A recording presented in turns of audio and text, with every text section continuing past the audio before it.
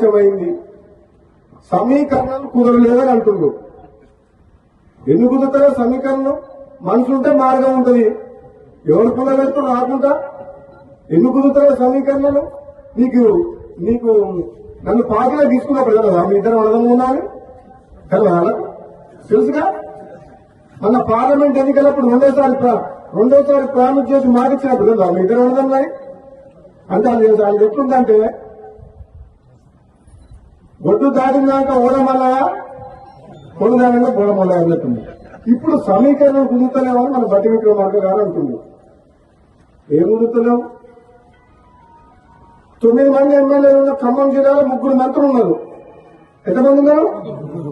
11 మంది ఎమ్మెల్యేలు ఉన్నా నల్గొండకు 3 ఉన్నారు తప్ప మహబూబ్ గారికి ముఖ్యమంత్రి ఇచ్చినాం కదా మనం. రేవంత్ రెడ్డికి ముఖ్యమంత్రి ఇచ్చినప్పుడు ఇద్దరన్న మీద తప్పేంది? ఇదే నమ్మడం లేవాలని తక్కువ ఇద్దరికిద్దరే గంటలనే ఇద్దరం. నేనేమంటున్నా, పదవి ఎవరికి ఎప్పుడు ఇవ్వాలని కాంగ్రెస్ పార్టీ అధిష్టానం నిర్ణయం తీసుకుంటుంది. ఆలస్యమైనా సరే నేను ఓపిక పడుతున్నా. పదవుల కోసం పాకులాడే వ్యక్తిని కాను.